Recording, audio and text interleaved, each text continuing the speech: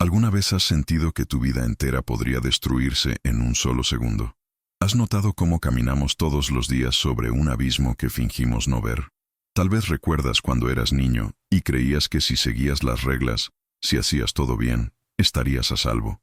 ¡Qué mentira tan hermosa! Schopenhauer lo sabía cuando dijo: la vida oscila como un péndulo entre el dolor y el tedio, pasando por el fugaz instante del placer. Ahora imagina esto: estás haciendo lo mismo que hiciste ayer, y anteayer, y el mes pasado. Tu rutina, tu pequeña prisión segura.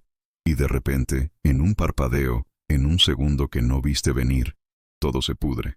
Tu cuerpo ya no es tuyo. Tu nombre desaparece del mundo. Tu carne se convierte en algo irreconocible. Y lo peor, lo que nadie te dice, es que no hubo advertencia. No hubo señal divina. Solo estabas viviendo. Y la vida decidió mostrarte su rostro verdadero, el del abismo líquido que siempre estuvo bajo tus pies. Hoy vas a descubrir por qué la seguridad que sientes ahora mismo es la ilusión más peligrosa que cargas.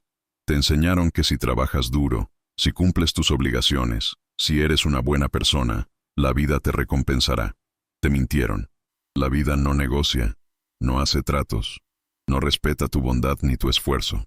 La vida simplemente es, y dentro de ella, tú eres una chispa frágil que puede apagarse en cualquier instante sin razón, sin justicia, sin sentido. Piensa en Mónica, una mujer de 70 años que dedicó su vida a servir a su comunidad, alcaldesa de un pueblo pequeño, alguien que cada día se levantaba para hacer el trabajo que nadie más quería hacer. Limpiaba tanques de agua, revisaba que el sistema funcionara, se ensuciaba las manos literalmente para que otros pudieran beber agua limpia. Era invisible, era esencial. Y un jueves cualquiera, mientras hacía exactamente lo mismo que había hecho cientos de veces antes, resbaló. Un solo paso en falso, solo paso. Una fracción de segundo donde su pie no encontró el apoyo que esperaba. Y cayó 15 metros dentro de un tanque lleno de aguas residuales. No agua limpia. No un líquido transparente donde al menos la muerte sería rápida. No.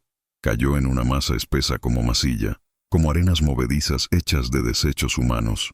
Su cuerpo flotó boca abajo en ese infierno viscoso. Cuando la encontraron, ya era tarde. Mónica se ahogó en la mierda literal de las personas que ella servía. ¿Ves la ironía? ¿Sientes cómo tu estómago se retuerce? Deberías, porque esa incomodidad que sientes ahora mismo es tu cuerpo reconociendo una verdad que tu mente rechaza, que tú también caminas sobre tanques invisibles, que tu vida también pende de un paso bien dado, que la muerte no discrimina entre el bueno y el malo, entre el joven y el viejo, entre quien merece vivir y quien no. Mónica no hizo nada malo. No fue castigada por algún pecado secreto.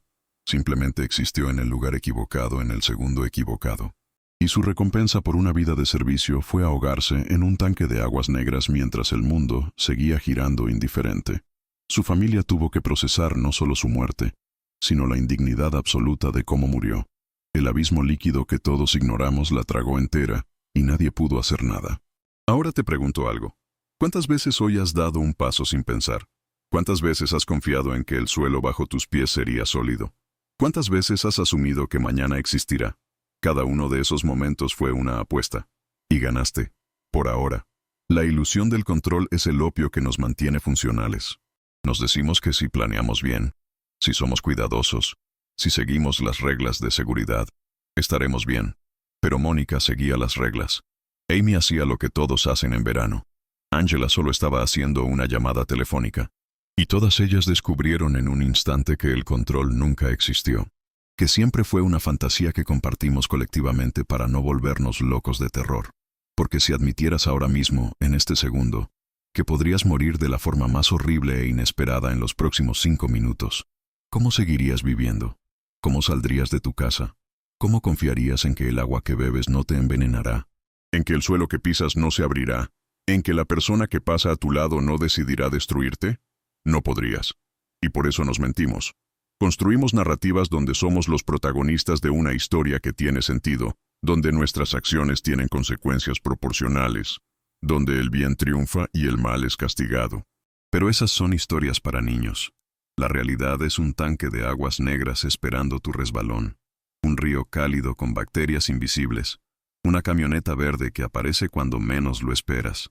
La muerte de Mónica no enseñó nada a nadie. El pueblo siguió funcionando. Los tanques siguieron llenándose. Otra persona tomó su lugar. Y la vida continuó como si nada, porque esa es otra verdad brutal. Tu muerte no importará tanto como crees. El mundo no se detendrá. Las personas llorarán, sí, pero luego seguirán adelante. Tu ausencia será un hueco que se llenará rápidamente con otras preocupaciones, otros problemas, otras vidas.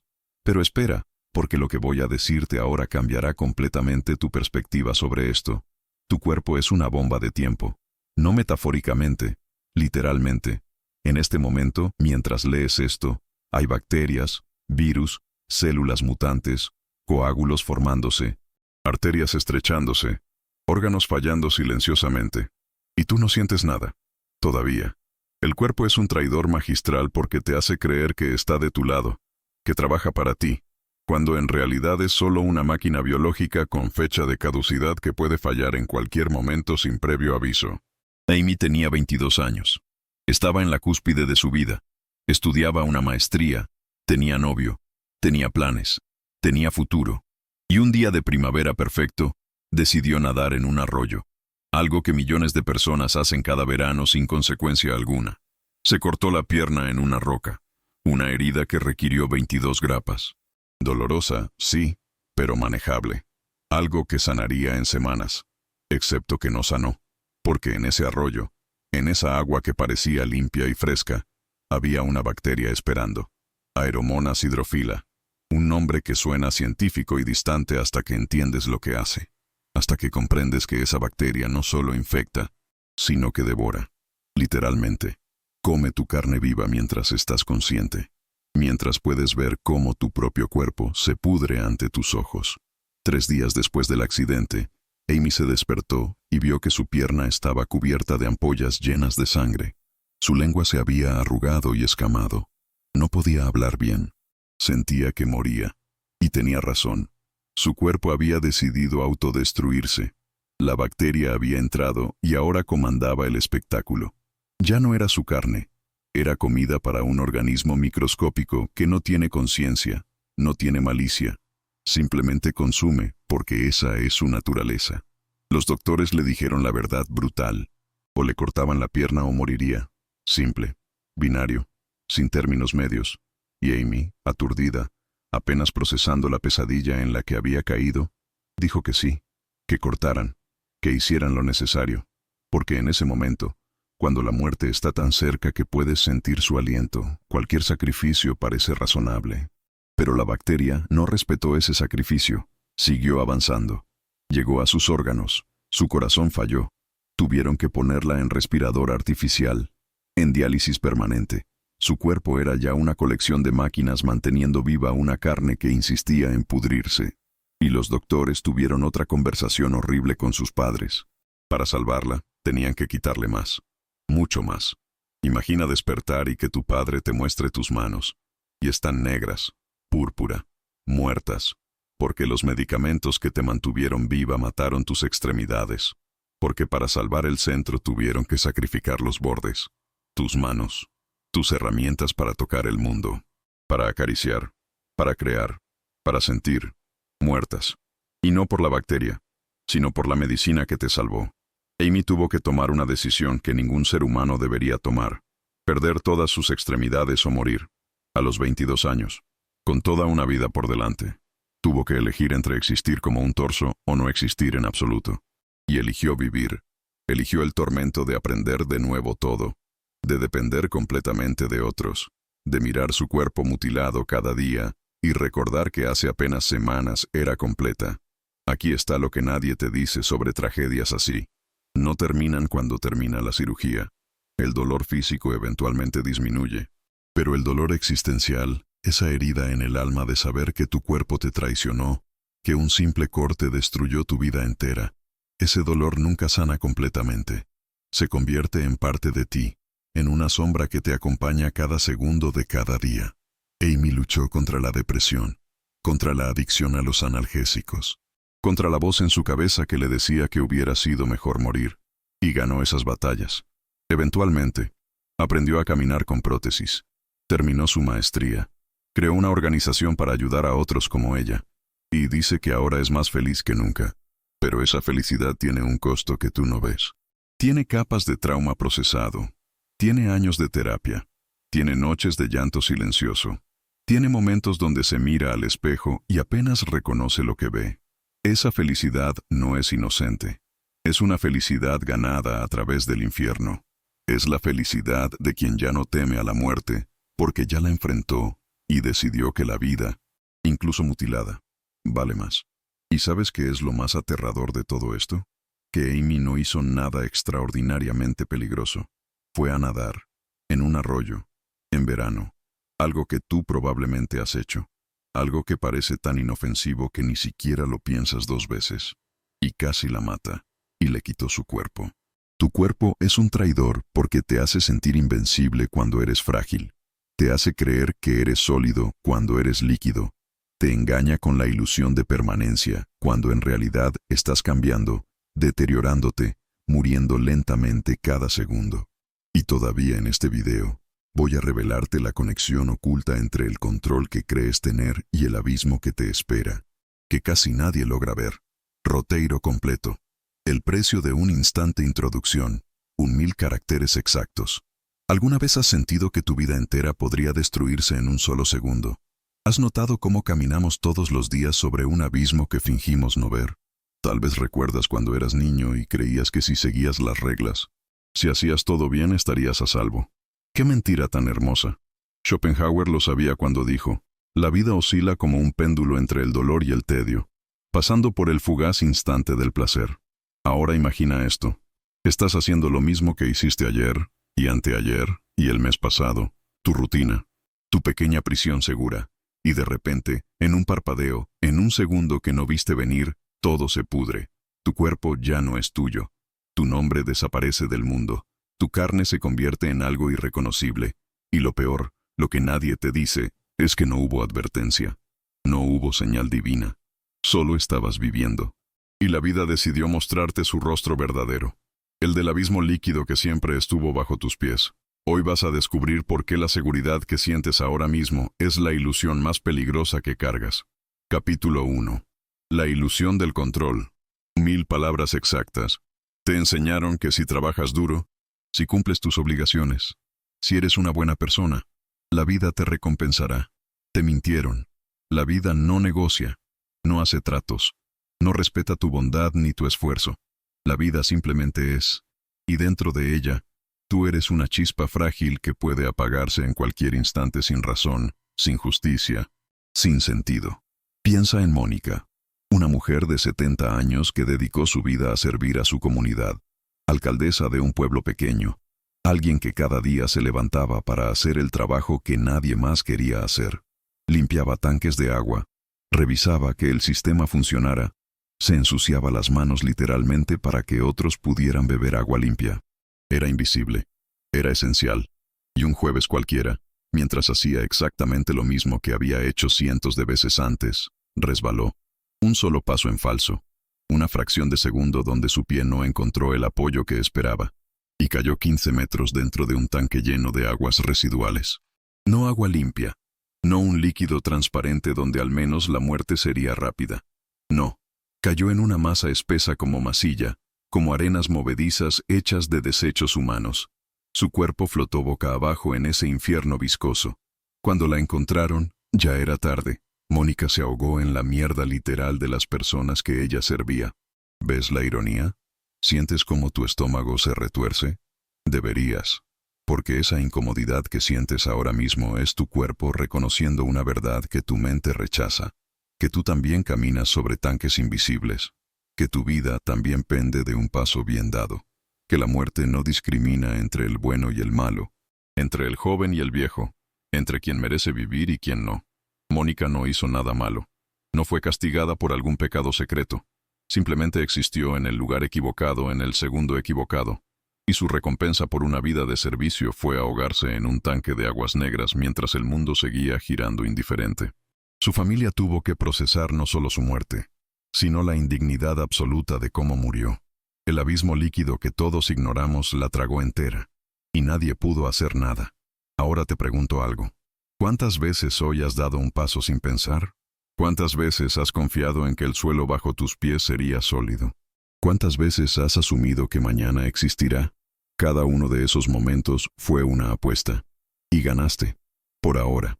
La ilusión del control es el opio que nos mantiene funcionales. Nos decimos que si planeamos bien, si somos cuidadosos, si seguimos las reglas de seguridad, estaremos bien. Pero Mónica seguía las reglas. Amy hacía lo que todos hacen en verano. Angela solo estaba haciendo una llamada telefónica. Y todas ellas descubrieron en un instante que el control nunca existió, que siempre fue una fantasía que compartimos colectivamente para no volvernos locos de terror. Porque si admitieras ahora mismo, en este segundo, que podrías morir de la forma más horrible e inesperada en los próximos 5 minutos, ¿cómo seguirías viviendo? ¿Cómo saldrías de tu casa? ¿Cómo confiarías en que el agua que bebes no te envenenará? ¿En que el suelo que pisas no se abrirá? ¿En que la persona que pasa a tu lado no decidirá destruirte? No podrías. Y por eso nos mentimos.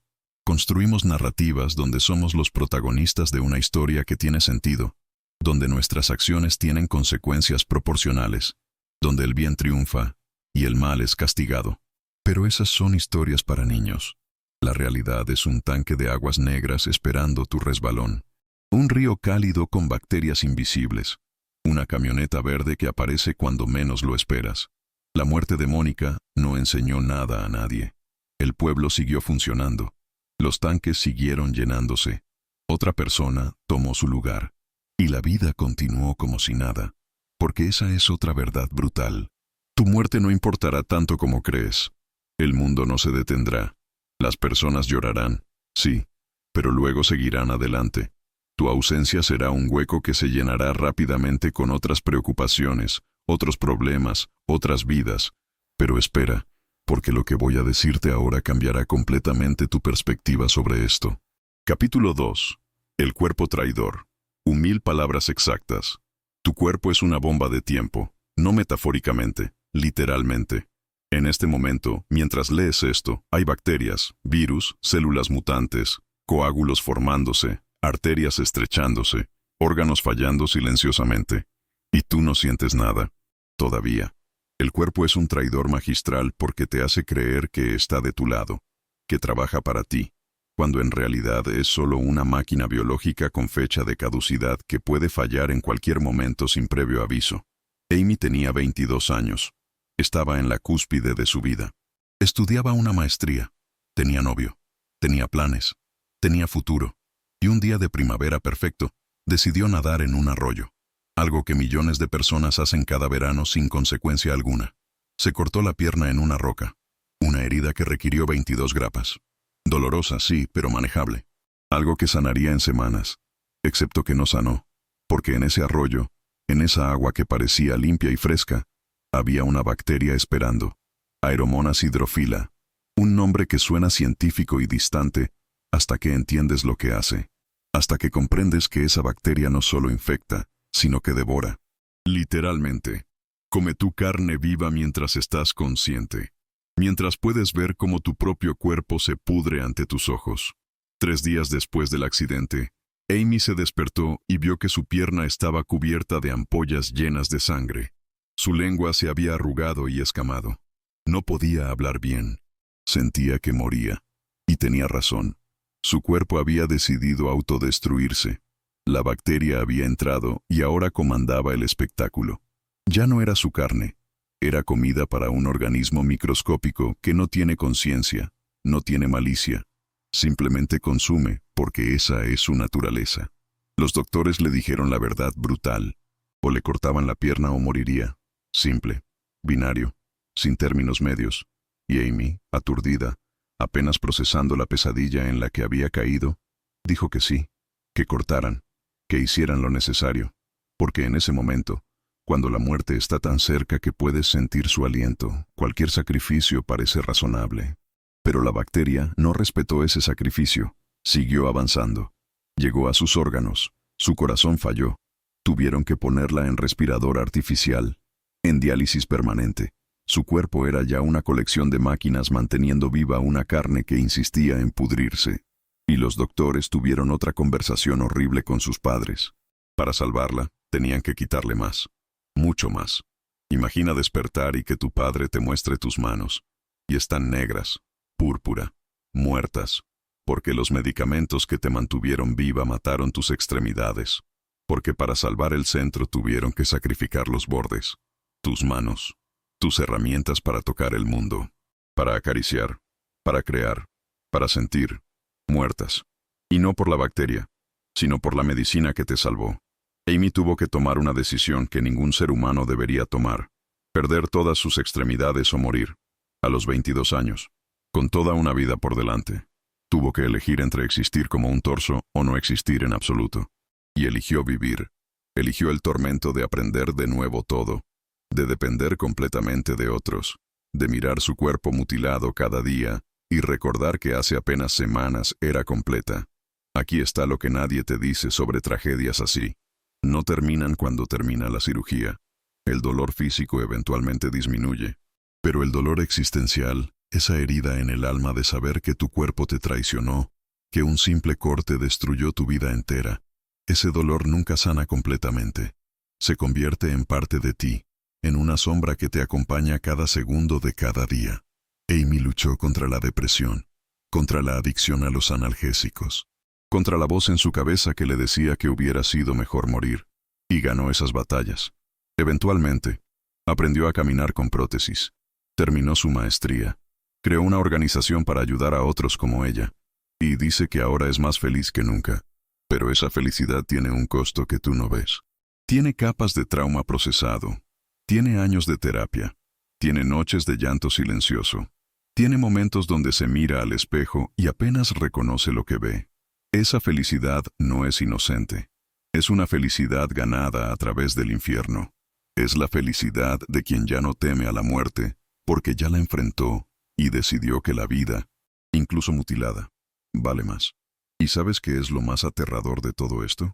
Que Amy no hizo nada extraordinariamente peligroso. Fue a nadar, en un arroyo, en verano, algo que tú probablemente has hecho, algo que parece tan inofensivo que ni siquiera lo piensas dos veces, y casi la mata, y le quitó su cuerpo. Tu cuerpo es un traidor porque te hace sentir invencible cuando eres frágil, te hace creer que eres sólido cuando eres líquido, te engaña con la ilusión de permanencia cuando en realidad estás cambiando, deteriorándote, muriendo lentamente cada segundo. Y todavía en este video, voy a revelarte la conexión oculta entre el control que crees tener y el abismo que te espera, que casi nadie logra ver. Capítulo 3. El vacío que devora. 1000 palabras exactas. Hay una forma de morir que es peor que morir. Es desaparecer. Es que tu existencia se borre del mundo sin explicación, sin cierre, sin cuerpo que enterrar. Es convertirte en un fantasma viviente en la mente de quienes te amaron. Un signo de interrogación eterno que los torturará hasta sus propias muertes. Es ser devorado por el vacío mientras todavía respiras. Angela tenía 19 años y estaba embarazada, comprometida con su novio de la secundaria. Trabajaba, estudiaba, construía un futuro. Era popular, inteligente, querida. Era alguien con presencia sólida en el mundo. Y una noche de abril, mientras hacía una llamada desde un teléfono público para decirle a su novio que estaba cansada y se iría a casa, un hombre salió de una camioneta verde y la borró de la existencia. Su novio escuchó el grito por teléfono. Escuchó la voz del hombre. La línea se cortó. Saltó a su carro y manejó frenéticamente hacia donde ella estaba. Y en el camino vio la camioneta. Vio a Angela gritando en el asiento del pasajero. La reconoció. Sus ojos se encontraron por una fracción de segundo. Ella pedía ayuda. Él dio reversa para perseguirla. Y su transmisión murió. Déjame repetir eso porque necesitas sentir el horror completo de ese momento. Él la vio. Ella lo vio. Sus miradas se cruzaron. Y luego el carro murió y él tuvo que ver cómo la camioneta se alejaba llevándose a la mujer que amaba y al hijo que nunca nacería. Tuvo que correr detrás del vehículo sabiendo que era inútil. Tuvo que sentir su propio cuerpo traicionándolo, sus piernas demasiado lentas, sus pulmones quemándose, su impotencia absoluta mientras el vacío devoraba a Angela ante sus ojos. 30 años han pasado. 30 años de búsqueda, de teorías, de falsas esperanzas, de pistas que no llevan a ninguna parte. Angela nunca fue encontrada, ni viva ni muerta. Simplemente dejó de existir esa noche. Su cuerpo está en algún lugar. ¿O no? Tal vez fue destruido. Tal vez está enterrado en un bosque que nadie ha explorado. Tal vez se pudrió hace décadas en un sótano olvidado. Nadie lo sabe. Nadie lo sabrá probablemente nunca. Y su novio, Rob, tuvo que vivir con eso. Tuvo que vivir sabiendo que estuvo a segundos de salvarla. Que si su carro no hubiera fallado, si hubiera tomado otro camino, si hubiera llegado un minuto antes al teléfono, todo sería diferente. Tuvo que cargar con el peso de todos esos sí por el resto de su vida. Tuvo que despertar cada día sabiendo que Angela está en algún lugar, o estuvo, sufriendo horrores que él no puede ni imaginar, y él no pudo hacer nada. Esto es lo que el vacío hace. No solo se lleva a la víctima, se lleva también pedazos de todos los que la amaron. Los condena a una vida de preguntas sin respuestas. Los obliga a imaginar lo peor una y otra vez sin nunca tener confirmación. Es un tipo de tortura refinada, eterna, que no termina con un funeral, sino que se extiende por décadas como una herida que nunca cierra. Jung comprendía esto cuando hablaba de la sombra. Uno no se ilumina imaginando figuras de luz, sino haciendo consciente la oscuridad. Y la familia de Angela ha tenido que hacer consciente una oscuridad que nunca debieron conocer. Han tenido que imaginar cada escenario posible, cada tortura, cada final horrible, porque cuando no hay cuerpo, cuando no hay cierre, la mente llena los vacíos con las peores pesadillas posibles. Hubo teorías. Asesinos seriales que operaban en la zona. Un caso de identidad equivocada porque un informante había recibido amenazas contra su hija, que también se llamaba Angela. Pistas que surgían y morían, pero nada concreto, nada que trajera paz. Solo más preguntas, más vacío. Y aquí está la verdad más oscura. Probablemente Angela murió esa misma noche. Probablemente sufrió horrores indescriptibles en sus últimas horas. Y luego simplemente dejó de ser. Su cuerpo se convirtió en materia, en comida para gusanos, en polvo. Y el mundo siguió girando sin ella como si nunca hubiera existido. Excepto que sí existió. Y su ausencia es una herida abierta en el tejido de la realidad. Su hijo nunca nació. Su vida nunca se vivió. Sus contribuciones al mundo nunca se hicieron. Todo ese potencial, toda esa energía vital, simplemente fue absorbida por el vacío en una noche de abril por razones que nadie entiende. ¿Y sabes qué es lo más perturbador? Que Angela hizo todo bien. Estaba en un lugar público, hablando por teléfono con su novio. No estaba en un callejón oscuro. No estaba haciendo nada arriesgado. Estaba simplemente existiendo en el mundo como todos nosotros existimos cada día. Y el vacío la encontró de todas formas. Porque el vacío no discrimina. No espera a que cometas un error. No necesita que bajes la guardia. Simplemente está ahí, invisible, esperando. Y cuando decide tragarte, no hay defensa posible. No hay precaución que tomar. No hay forma de estar lo suficientemente seguro. Miras a tu alrededor ahora y ves solidez. Ves un mundo predecible. Ves rutinas y patrones y seguridad. Pero bajo esa superficie hay un océano de caos donde personas como Angela desaparecen cada día. Donde la civilización es solo una capa delgada de pintura sobre un abismo infinito.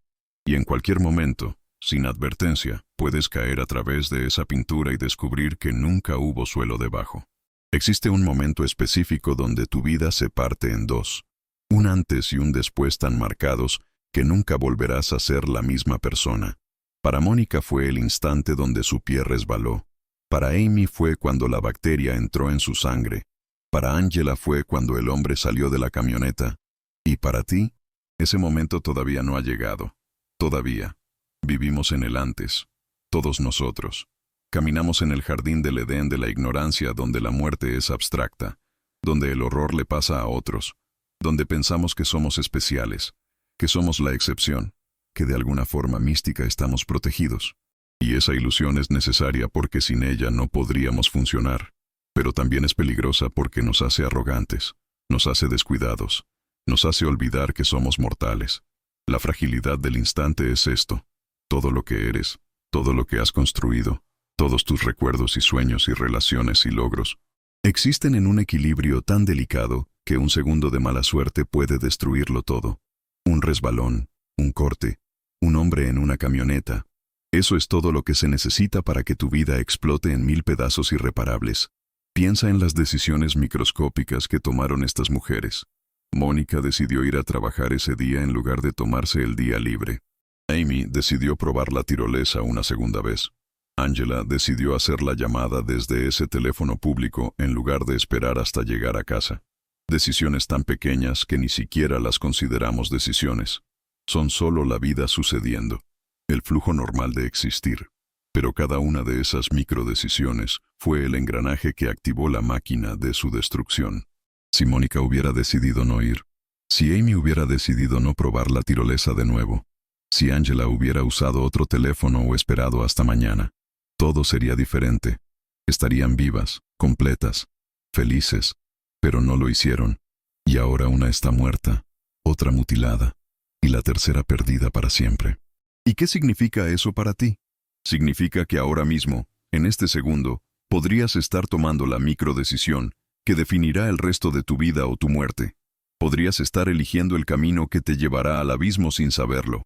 Y no hay forma de distinguir esa decisión de las miles de otras que tomas cada día. No hay señal, no hay advertencia, solo la consecuencia que viene después. Esto es lo que la filosofía existencial trata de decirnos, pero nos negamos a escuchar. Que vivimos en un universo indiferente donde el significado es una construcción humana y la seguridad es una ilusión compartida. Que no hay plan divino protegiéndonos. No hay karma que asegure que el bien sea recompensado y el mal castigado. Solo hay caos aleatorio y nuestra desesperada necesidad de encontrarle sentido. Mónica era una buena persona. Amy era joven y prometedora. Angela estaba construyendo una familia. Y ninguna de esas cosas importó. El universo no se detuvo a considerar sus méritos antes de destruirlas. Simplemente sucedió. Causa y efecto. Física y biología. Nada personal. Nada justo. Solo sucedió. Pero aquí está lo que cambia todo. Esa fragilidad. Ese conocimiento de que todo puede terminar en cualquier momento. No tiene que paralizarte. Puede liberarte. Porque si realmente aceptas que no hay garantías, que no hay seguridad real, entonces cada momento que vives se vuelve precioso precisamente porque podría ser el último. Amy eventualmente abrazó esa verdad. Después de perder todo, después de estar más cerca de la muerte de lo que la mayoría de nosotros estaremos jamás, eligió vivir plenamente. No a pesar de su trauma, sino a través de él. Convirtió su horror en propósito, su pérdida en ganancia para otros. Y encontró una felicidad más profunda que la que tenía cuando estaba completa físicamente porque ahora sabía algo que la mayoría de las personas nunca aprenderán, que la vida es un regalo que puede ser revocado en cualquier segundo, y por eso cada segundo es sagrado. La familia de Angela también tuvo que encontrar una forma de vivir con lo imposible. 30 años sin respuestas, 30 años de no saber, y eligieron no dejar que esa incertidumbre los destruyera completamente. Siguieron viviendo. Siguieron amando, siguieron existiendo en un mundo que les había quitado todo, porque la alternativa era rendirse, y rendirse es otra forma de dejar que el vacío gane. Nietzsche escribió, quien tiene un porqué para vivir puede soportar casi cualquier cómo. Y estas personas encontraron sus porqués en medio del infierno. Encontraron razones para seguir cuando toda razón parecía haber desaparecido. Esa es la paradoja de la fragilidad humana. Somos increíblemente débiles físicamente, destruibles en un segundo, pero somos también increíblemente resilientes espiritualmente, capaces de sobrevivir horrores que parecerían imposibles de superar. Entonces la pregunta no es si te pasará algo terrible. Estadísticamente, algo malo te pasará eventualmente. La pregunta es, cuando llegue ese momento, cuando tu vida se parta en dos, ¿qué harás con los pedazos? ¿Te rendirás al abismo o encontrarás una forma de reconstruirte? Y justo cuando crees que ya lo entendiste todo, te das cuenta de que hay una última capa, la más profunda de todas, que define no cómo enfrentamos la tragedia, sino cómo vivimos sabiendo que la tragedia es inevitable. Ahora sabes la verdad. Has visto el abismo. Has sentido la fragilidad. Has comprendido que la seguridad es mentira. ¿Y ahora qué? ¿Cómo vives con ese conocimiento? ¿Cómo sales de tu casa cada día sabiendo que podrías no volver? ¿Cómo amas a alguien sabiendo que podrían desaparecer en un instante? La respuesta no es fácil. No hay 5 pasos simples. No hay mantra que recitar. No hay técnica de respiración que haga desaparecer el terror existencial. Vivir en el filo significa aceptar la paradoja fundamental de la existencia humana, que debemos actuar como si fuéramos inmortales mientras sabemos que somos efímeros. Esto requiere un tipo de coraje que rara vez se discute, no el coraje del héroe que enfrenta un peligro conocido, sino el coraje del ser humano ordinario que se levanta cada día y elige vivir plenamente a pesar de saber que todo es temporal y frágil. Ese coraje es silencioso, no tiene medallas, no aparece en películas, pero es el coraje más fundamental que existe. Amy tuvo que encontrar ese coraje en sus peores momentos, cuando despertaba y veía su cuerpo mutilado, cuando luchaba contra la adicción a los medicamentos, cuando tenía que aprender de nuevo a hacer cosas básicas como un bebé. Cada día fue una elección. Cada día tuvo que decidir entre rendirse al dolor o encontrar un significado más profundo. Y eligió lo segundo. No porque fuera fácil, sino porque la alternativa era rendirse completamente. La familia de Angela tuvo que encontrar ese coraje durante 30 años. 30 años de no saber, de imaginar, de esperar un cierre que nunca llegó. Y en algún punto tuvieron que tomar una decisión brutal. Seguir viviendo o dejar que el vacío que se tragó a Angela los tragara a ellos también. Eligieron vivir, no perfectamente, no sin dolor, pero vivir de todas formas. Aquí está la verdad más difícil. Vivir en el filo significa aceptar que no puedes controlar lo que te pasa, pero sí puedes controlar cómo respondes. Significa entender que la vida te va a golpear, te va a destruir en algún momento. Y tu única defensa real no es evitar el golpe, sino aprender a levantarte después. Esto no es pensamiento positivo barato. No es todo pasa por algo, o lo que no te mata te hace más fuerte. Esas frases son mentiras consoladoras que vendemos para no enfrentar la verdad cruda. La verdad es que a veces las cosas pasan sin razón. A veces lo que no te mata te deja permanentemente roto. A veces no te haces más fuerte, solo aprendes a vivir con menos. Pero incluso esa versión reducida de ti puede elegir cómo existir. Puede elegir si permitirá que el trauma la defina completamente o si encontrará una forma de integrar esa oscuridad en una narrativa más grande. No es superar, es integrar. Es hacer espacio para el dolor sin dejar que el dolor sea todo lo que eres. Freud entendía esto cuando desarrolló el concepto de los mecanismos de defensa. No son formas de evitar la realidad, sino formas de procesarla en dosis que podamos soportar, porque la realidad completa, sin filtrar, de nuestra fragilidad y mortalidad, nos volvería locos. Necesitamos algún grado de negación para funcionar, pero también necesitamos algún grado de aceptación para vivir auténticamente. El balance es imposible de mantener perfectamente. Algunos días te inclinas demasiado hacia la negación y vives como si fueras inmortal. Otros días te inclinas demasiado hacia la aceptación y la ansiedad te paraliza. Vivir en el filo es ese constante ajuste entre reconocer la fragilidad y actuar con propósito de todas formas. Amy ahora ayuda a otros en su situación. Usa su trauma como puente para conectar con personas que están donde ella estuvo. Les muestra que es posible sobrevivir lo imposible. No les miente diciéndoles que será fácil. Les dice la verdad, que será el desafío más difícil de sus vidas. Pero también les muestra que del otro lado hay algo parecido a la paz. No la paz de la ignorancia, sino la paz de quien ya enfrentó su peor pesadilla y descubrió que todavía podía encontrar razones para sonreír. La familia de Angela mantiene viva su memoria, no con desesperación, sino con amor. Cada año, en el aniversario de su desaparición, recuerdan no solo su ausencia, sino su vida. ¿Quién era? ¿Qué amaba? ¿Qué prometía? Eligen honrarla viviendo, no muriendo lentamente en el dolor, porque dejar que el vacío los consuma sería permitir que quien la tomó gane 2 veces. Vivir en el filo no es heroico, no es glorioso, es sucio y difícil, y hay días donde quieres rendirte, pero es también lo más humano que podemos hacer. Es nuestra declaración de guerra contra el abismo, es decirle al universo indiferente que incluso sabiendo que somos frágiles, incluso sabiendo que podemos rompernos en cualquier segundo, elegimos estar aquí, elegimos amar, elegimos construir, elegimos importar. Y esa elección, repetida día tras día a pesar de todo, es donde encontramos nuestra dignidad.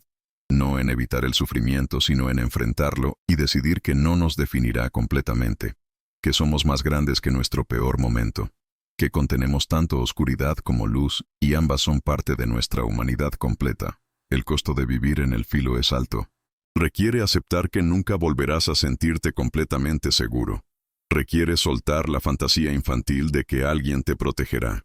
Requiere abrazar la soledad fundamental de existir en un cuerpo vulnerable en un mundo impredecible. Pero la recompensa es una vida vivida con los ojos abiertos. Una vida donde cada momento es apreciado porque entiendes su naturaleza efímera. Una vida auténtica. No será fácil. Habrá noches donde el peso del conocimiento te aplastará. Habrá momentos donde envidiarás la ignorancia de quienes todavía viven en el jardín del Edén. Pero no podrás volver. Una vez que has visto el abismo, una vez que has sentido su aliento frío, ya no puedes fingir que no existe. Tu única opción es aprender a bailar en el borde sin caer. Y aquí llegamos a la capa más profunda, la verdad que sostiene todo lo demás. En un universo sin significado inherente, nosotros somos los creadores de significado. Somos los que decidimos qué importa y qué no. Somos los arquitectos de nuestras propias narrativas. Y esa responsabilidad es tanto aterradora como liberadora. Mónica murió sirviendo a su comunidad. Su muerte fue horrible, indigna, sin sentido desde cualquier perspectiva cósmica. Pero su vida tuvo significado porque ella eligió servirle sentido. Eligió cada día levantarse y hacer trabajo que importaba para su pueblo. El abismo la tragó, sí, pero no puede borrar las miles de pequeñas acciones que realizó, las vidas que tocó, el bien que hizo. Su muerte no tiene sentido, pero su vida lo tuvo porque ella decidió dárselo. Amy perdió su cuerpo pero encontró su propósito. En el infierno de su recuperación, descubrió algo que nunca hubiera encontrado de otra forma. Una capacidad para empatizar con el sufrimiento de otros que solo viene de haber sufrido tú mismo. Convirtió su trauma en medicina para otras almas heridas. Y en ese proceso de transformar su dolor en algo que ayuda a otros, creó significado donde solo había horror. Angela desapareció, pero su ausencia creó ondas que siguen expandiéndose 30 años después. Su historia se convirtió en advertencia, en lección, en recordatorio de la fragilidad de todo. Miles de personas conocen su nombre ahora. Miles de personas han sido más cuidadosas, más conscientes, más presentes con sus seres queridos por conocer su historia. El vacío se la llevó, pero no pudo borrar el impacto de su existencia. Este es el altar del significado, el lugar donde ofrendamos nuestras acciones, nuestras decisiones, nuestras vidas, no a un Dios que nos protegerá, sino a la idea de que importamos porque elegimos importar, que creamos valor con nuestras elecciones, que el amor que damos, la belleza que creamos, el bien que hacemos, todo eso cuenta incluso si el universo es indiferente. Maquiavelo, quien entendía el poder de la voluntad humana, escribió que la fortuna es árbitra de la mitad de nuestras acciones, pero nos deja gobernar la otra mitad. No podemos controlar lo que nos pasa. Mónica no pudo controlar su resbalón. Amy no pudo controlar la bacteria. Angela no pudo controlar al hombre en la camioneta. Pero todos ellos, en sus respectivas situaciones, controlaron cómo respondieron en la medida que pudieron. Mónica eligió una vida de servicio hasta el final. Amy eligió luchar por sobrevivir cuando hubiera sido más fácil rendirse. Angela, en sus últimos momentos conscientes, probablemente luchó con todo lo que tenía. Y sus familias después, eligieron cómo llevar el peso de esas tragedias. Eligieron si permitirían que la oscuridad los consumiera o si encontrarían luz en medio de ella. Esas elecciones son el único poder real que tenemos, no el poder de evitar la tragedia, no el poder de revertir el tiempo, sino el poder de decidir qué hacemos con los pedazos rotos de nuestras vidas cuando la vida nos destroza. Y ese poder es suficiente, tiene que serlo, porque es todo lo que tenemos. El altar del significado no promete protección, no promete justicia, no promete que el bien será recompensado o el mal castigado.